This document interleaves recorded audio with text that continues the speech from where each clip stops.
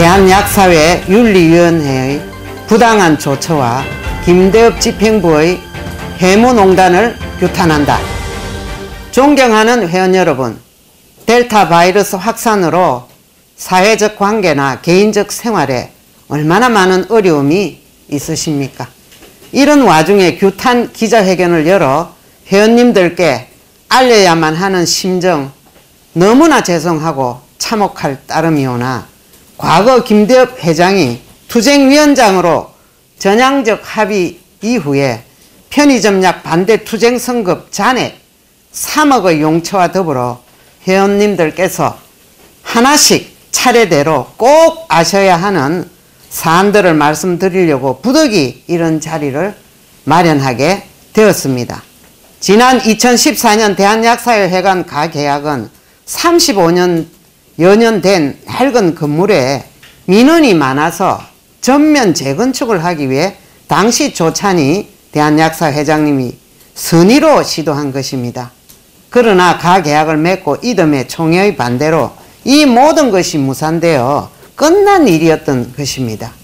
그리고 이 일은 이미 2017년 정관에 의거 절차를 무시했다고 회장 탄핵 찬반 투표까지 몰아붙였으나 부결되었고, 같은 해 한동주 등이 검찰에 고소하였으나 무혐의가 난 사건입니다.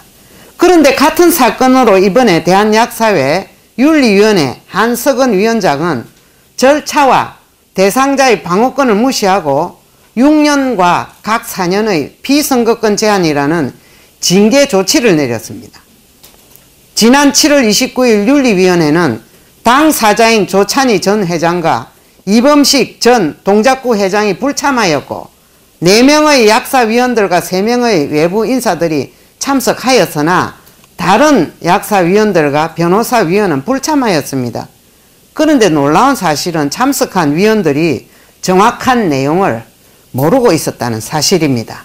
특히 외부 윤리위원들은 처음 시작부터 내용을 잘 모른다고 미리 말씀을 하셔서 유일한 참석자인 저에게 질문을 이어갔습니다.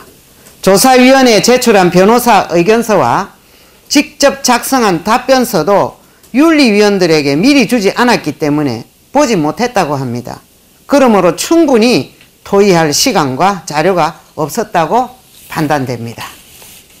그리고 계약 당사자인 조찬희 전 회장과 이범식 전 동작구 회장이 불참하였는데도 무엇이 그렇게 급했는지 당일 회의를 하고 바로 그날 피선거권을 제한하는 어처구니 없는 불공평한 결론을 내버렸습니다.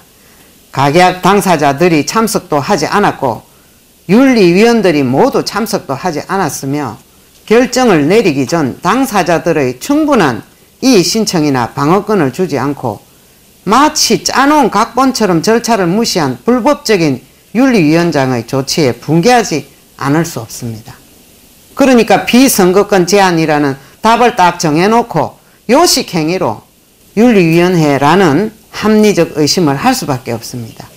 아무리 전 집행부가 이제는 지위와 권한을 잃고 참담한 형편일지라도 그동안 약사회를 위해 일한 공로를 생각한다면 어떻게 이렇게 일방적으로 부관 참시하는 폭거를 할 수 있습니까?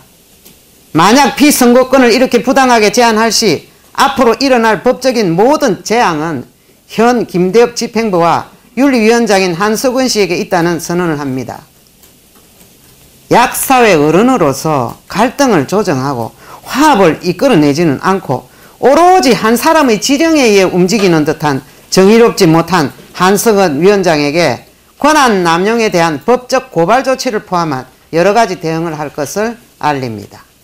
지난 7월 29일 윤리위원회 개최 바로 직전 조찬희 전 회장에게 본인의 부덕의 소치라고 김대엽 회장에게 사과를 하면은 약사의 화합을 위해 좋게 끝날 것이다 라고 모 감사님이 연락을 하셨다고 합니다.